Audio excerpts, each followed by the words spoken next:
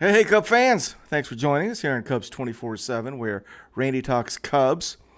Cubs and the Cardinals just finished up this afternoon. Cardinals won 6-3. So we're going to go through that. But more importantly, after I do the recap of today's Cactus League game, stick with me. I've got the rosters. So the opening day roster is set. Got some news about who was sent down. We'll just kind of talk about it and get you guys up to date. So before we do that, let's talk about today's game. Again, Cards 6, Cubs 3. The starting lineup looked real close to what it may end up being even on Thursday night when we open up in Texas. Ian Happ led off in left field. Seiya Suzuki was in right field hitting second. Cody Bellinger in center field hitting third. Christopher Morel again at third base in the cleanup spot. Dansby at short hitting fifth. Nico at second base hitting sixth. Michael Busch first base hitting seventh. Yan Gomes catching in the 8-hole. And Mike Tauchman got to start at DH hitting ninth. So, yeah, 6-3, another relatively anemic offensive performance. It was highlighted by Seiya Suzuki. Seiya Suzuki's a cyborg, guys. You can't get him out. He hit 2 home runs today. 2 for 2 with a home run, 2 home runs and a walk. And what's interesting about his home runs, to me, is they're both with 2 strikes. And Belly had a hit with 2 strikes too. I mean, we've been talking about how good Belly is with 2 strikes, but Seiya Suzuki, over the last, as far as I can remember here in spring training, last few weeks, several games, several at-bats, he gets 2 strikes, and it doesn't look any different.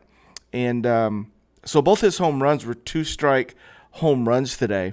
So he hit the first one in the first inning, big fly to left field.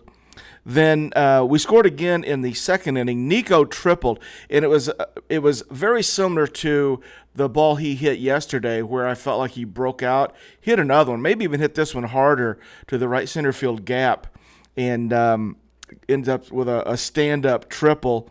And then Michael Busch came up and had a real nice at-bat, had a 2-out sacrifice fly to score Nico in the second. And then Seiya got his second 2-strike solo home run in the 5th inning. And that was the scoring. That's the 3 runs. So Happ goes 0 for 4, 3 strikeouts and a ground out 3-1. And, 3 strikeouts. It doesn't look good. Seiya 2 for 2 with the 2 home runs and a walk. Belly went 2 for 2, 2 singles. One of the singles was sort of a CNI job off the trademark. And the other was a solid liner with a walk, so Belly looks fine. Christopher Morel went 1 for 3, but he hit the ball hard today. So his first single was an opposite field line drive. He just drilled it. Dansby went 0 for 3, 6-4-3 double play, a line out to third base, and then a fly out to center. And Nico 1 for 3 with the triple, a fly out to right, and a 4-3 ground out. Michael Busch got hit by a pitch, had the sac fly, and then he flew out to right field, so he's officially 0 for 1. Gomes went 0 for 3, ground out and a couple of flyouts to center field. But one of his flyouts, he hit it hard into the gap. The center fielder made a diving catch on the warning track, so sort of robbed Jan of an extra base hit. And then Talk went 0 for 3, hit the ball lightly back to the pitcher twice, and then in his last at-bat in the 7th, he did hit a line drive to the shortstop. Shortstop had to jump and made a good play. So Talk sort of got robbed of a hit as well, but he finished 0 for 3. 7 hits total, 2 walks, 5 strikeouts, 3 runs for the Cubs offense. Had some guys come in late. Here's some guys got some at-bats. Garrett Cooper got an at-bat. In the 8th inning, he struck out. Jacob Wetzel got an at-bat, flew out to center. Ezekiel Pagan got another at-bat. He grounded out 6-3. Miles Masterboni got an at-bat. He singled in the 8th inning with his at-bat. Pedro Ramirez got an at-bat, and he popped out to shortstop. So, that's what it was. I mentioned that I'm ready for the season to start, and I kind of felt it this game. It's like I don't care anymore. whatever it is, we can't change it. But another anemic performance in my mind offensively. Let's go to the pitchers. Jordan Wicks started, and I thought Jordan looked pretty good. 4 innings, 3 hits total, just 1 run, walked 2 and struck out 4. And his command wasn't great. He had the 2 walks, but it was pretty good. But he was pounding fastball. He was pounding 4-seamer and curveball. And he didn't throw his changeup a lot today, which I thought it was kind of interesting. And like the one time he did throw it at least a few times, just enough they were looking at it. And he struck out a righty. He was the right-hander was looking for that changeup down and away, and Jordan just put a fastball in the inside corner and froze him up. So I liked the way he approached it. He's got that changeup, but he didn't rely on that today. He was pretty much fastball curveball today. Drew Smiley came in, pitched an inning, didn't give anything up, so that was good. Jose Cuas threw an inning, gave up 2 hits, 2 runs, but he struck out 2, and one of the hits he gave up was a home run. And, I look at his line, 1 inning, 2 hits, 2 runs, not great, but it really wasn't bad. The home run he gave up, he just left a fastball middle. I mean, he just missed the spot completely, and he didn't get away with it. So the guy hit a 2-run homer on him.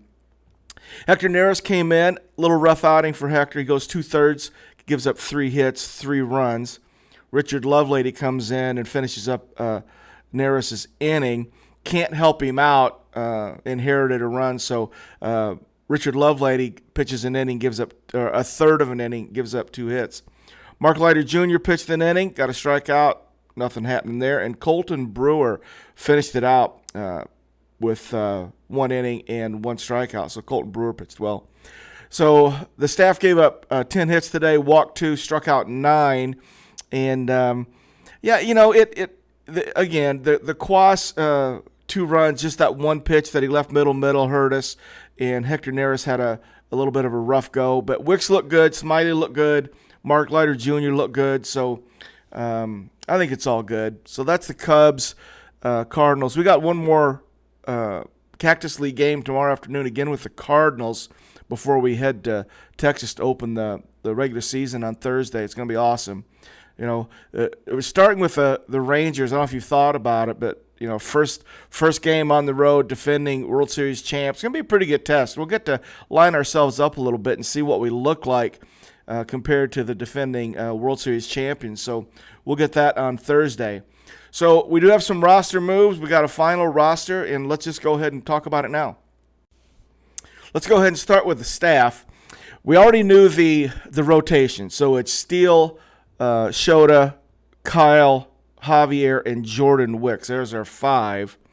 The bullpen rounds out this way. It's Adbert Alzolay, it's Hector Neris, Julian Merriweather, Mark Leiter Jr., Drew Smiley, Luke Little has made the roster, Jose Cuas, and Yency Almonte.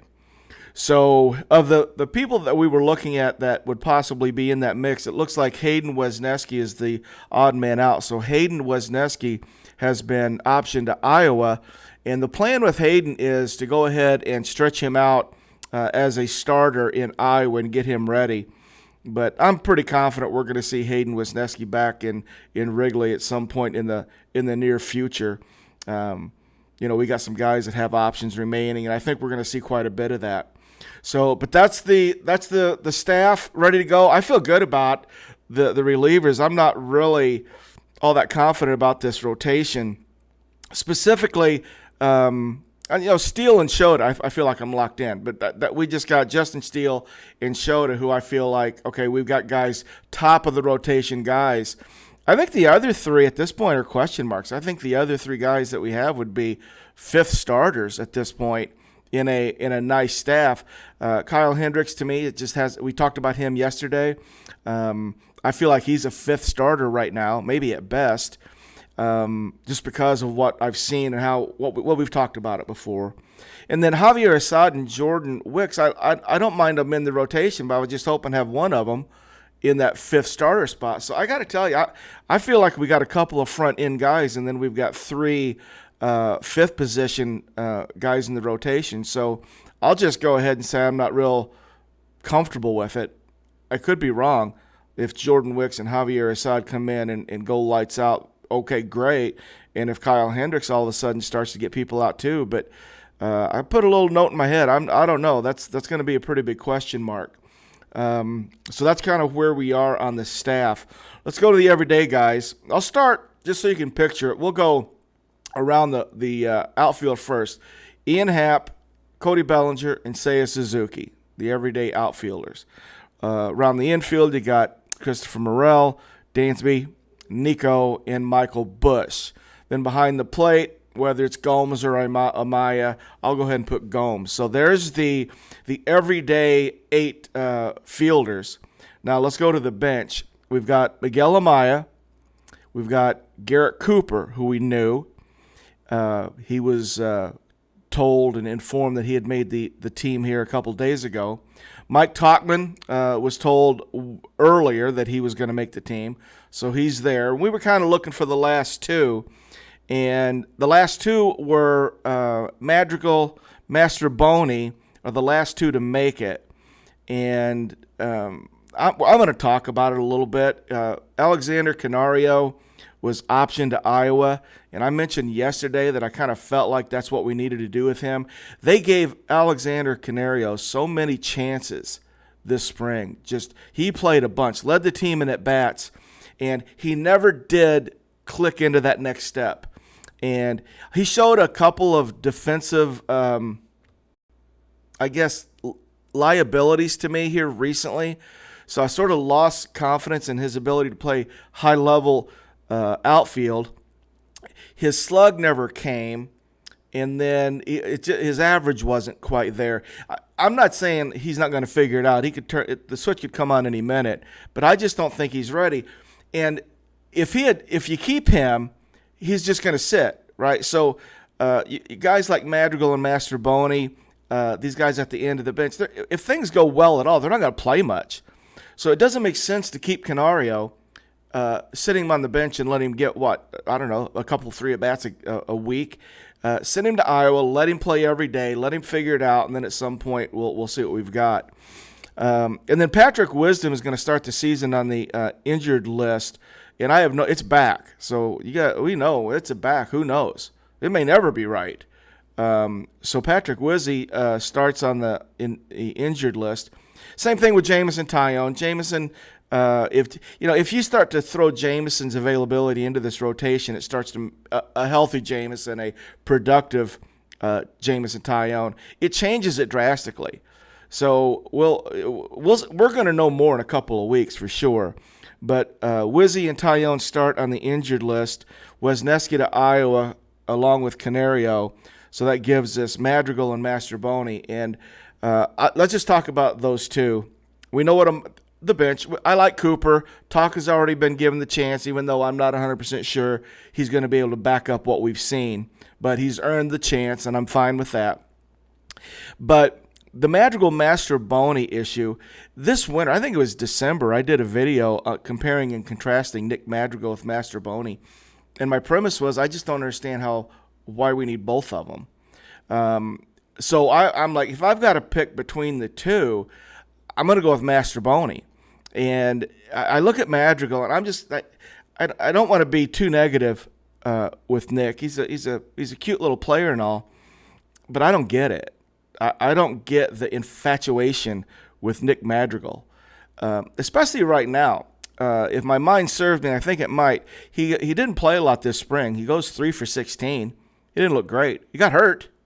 He's been hurt. How many times? He's been on the injured list several times with hamstring issues. He had one in the spring. Hardly played this spring. He's not versatile. He can only play one position. At this point, he's playing third base, and he's not a good third baseman. Can't play short. Can't play the outfield. Doesn't hit for slug. Okay, if he gets a 350 on base percentage, not that fast. Mastroboni's faster. Mastroboni is more versatile. Mastroboni can play shortstop. So I'm telling you, I don't know. You guys tell me. What am I missing? Do me a favor. What am I missing with Nick Madrigal? Because if I was picking teams in gym class, and Nick Madrigal's there, and I've got all these other guys, and I'm not going to mention it, but I might have to. They sent David Bodie down. He's like gone. Well, just ask yourself, you're picking teams right now, and you've got Madrigal or David Bodie. Bodie can play short. Bodie's a way better defender than Madrigal is. I don't know. I'm sorry. We'll see. I hope he proves me wrong. I don't know. I figured they know more than I do. I just don't get it. I'm at a loss. But I want to root for Nick. He's on the team. We need him to be healthy. We need him to play well. And I hope he does. So, guys, that's where we are. The 26-man roster is set. And we'll play a game tomorrow, and I'll give you the recap on that. But we got Major League Baseball regular season on Thursday, and starting lineup looks like it's pretty well set. We've got Justin Steele opening. We know we have Shota opening on the home opener on the 1st. So at least we got things set, and we're ready to go, and we can turn the page on spring training 2024. Guys, thanks for joining me here on Cubs 24/7, where Randy talks Cubs. I'll limit my rants from here on, promise. Maybe not. We'll see. It's not up to me. Go Cubs, go.